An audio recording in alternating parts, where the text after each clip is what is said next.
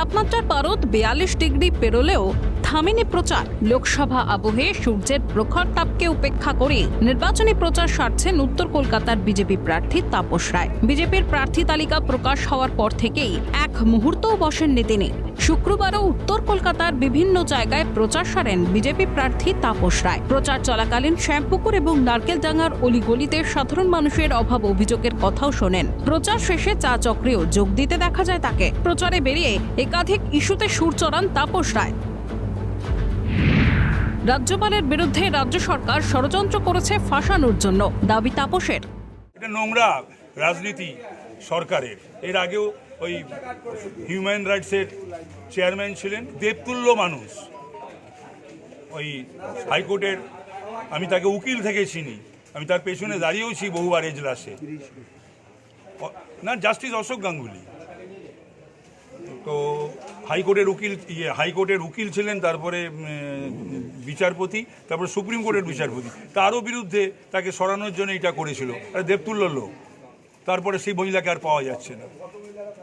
এই যে অস্থায়ী কর্মচারী, তাকে যেগুলো করিয়েছে সরকার, বাংলার রাজনীতি সংস্কৃতিকে আর এই ধরনের শ্লীলতাহানি কেস, এই সরকারের তো গত 13 বছরের যারাই ওদের বিরোধিতা তারা মাওবাদী, নয় গাঁজা কেস, নয় শ্লীলতাহানি। পুলিশকে দিয়ে তো এইসবই তো করিয়েছে।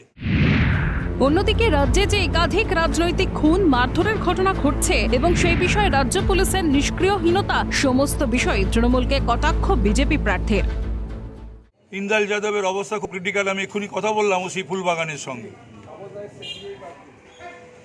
মানে এত গণতন্ত্রের প্রতি ভক্তি তৃণমূলের, মমতা ব্যানার্জি থেকে সুদীপ ব্যানার্জির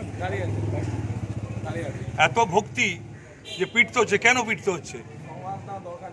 মমতা ব্যানার্জির মতন এত পপুলার জননেত্রী, সুদীপের মতন এত বড় জাতীয় নেতা, এত কাজ করেছে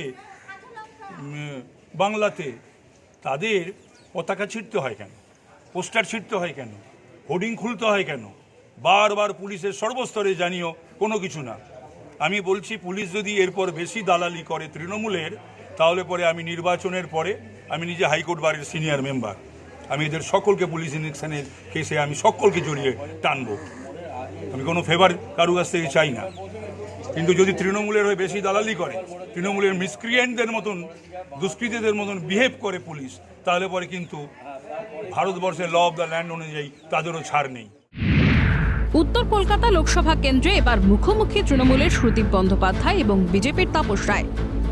একজন উত্তর কলকাতার লোকসভা কেন্দ্রের দীর্ঘদিনের সাংসদ, তো অন্যজন উত্তর কলকাতার দীর্ঘদিনের বাসিন্দা তথা একদা তৃণমূলের দাপট নেতা। এক কথায় এবার যে হাই ভোল্টেজ ফাইট হতে চলেছে এই কেন্দ্রে, তা বলাই বাহুল্য। তবে শেষ হাসি কে হাসবেন তা বুঝতে অপেক্ষা করতে হবে 4 জুন পর্যন্ত।